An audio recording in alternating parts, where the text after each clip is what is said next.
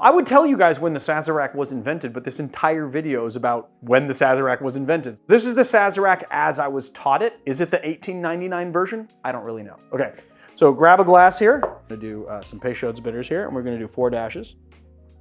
And that is 4 dashes out of this bottle because we're using the bottle, not the 8 that you'd see me do out of the other one. And then we're going to do a sugar cube here. Put that in, let it soak up. And then we're just do a tiny dash of soda water, tiny, teensy, tiny dash of soda water. And we're gonna grab a spoon with a muddler on the end of it. And we're just gonna muddle this in and kind of make a thick, simple syrup kind of out of it. You wanna make sure that it remains a little grainy.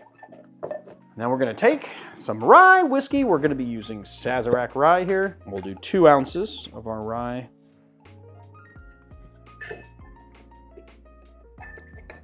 Crack that first piece. I wanna crack it some more.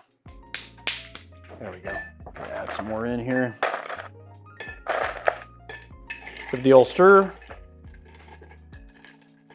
Grab a chilled glass, and then we're gonna give it a nice wash of absinthe in here, just coating all of the surfaces evenly. And then of course we're gonna strain it.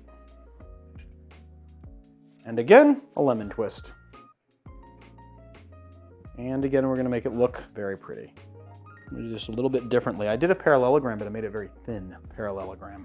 I like having these like little tiny swaths of like citrus peel on cocktails because it looks really good. And they're easy to manipulate, and they stay curled as well. So there is the, I don't know, just the Sazerac, I guess. It's the Sazerac as I learned it.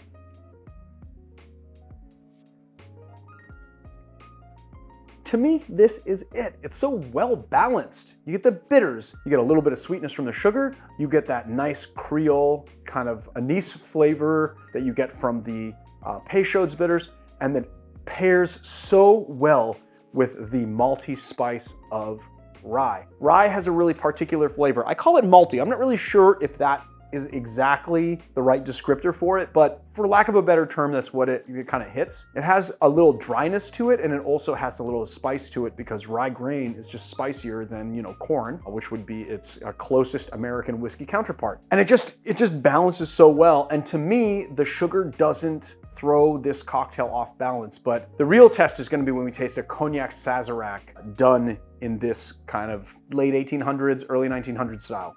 So there is the, I don't know, the Sazerac as I don't know, just the Sazerac, I guess. It's the Sazerac as I learned it.